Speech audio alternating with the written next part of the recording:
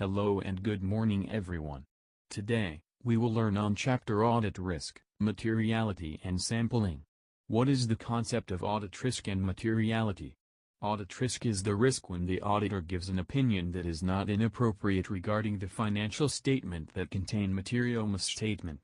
Auditors should plan and perform audit work according to the approved auditing standard, so that they can reduce the audit risk to an acceptable level. Materiality of information is important as it can influence the decision of users.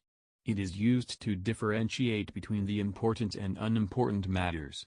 So, auditor can determine financial statements are free from material misstatement. What are control risk, inherent risk and detection risk?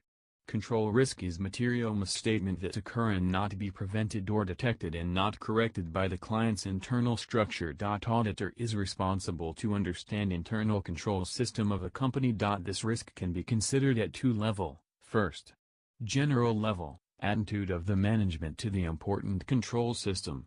Second, specific level, existing control is sufficient to prevent and detect errors. Inherent risk is the risk exist in the organization that may lead to material misstatement. The auditor should be able to access this risk based on experience and personal judgment. Inherent risk can be classified into two levels. First, at financial statement level, unusual pressure on management.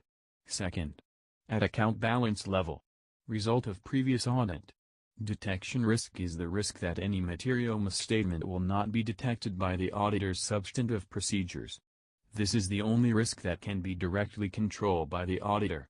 The auditor would consider doing appropriate training and supervision during the audit work, nature, timing, extent of substantive procedures, relationship of materiality and audit risk. There is an inverse relationship between materiality and audit risk. As such, the lower the materiality, the higher will be the audit risk and vice versa. Quantitative level and basis that can be used for valuing materiality. There is no official guidelines on quantitative measures of materiality. It requires considerable professional judgment by the practitioners. A combination of total misstatement and the financial statements that exceed 10% is normally considered material, while a combination total that is less than 5% is presumed to be immaterial because of the absence of qualitative factors.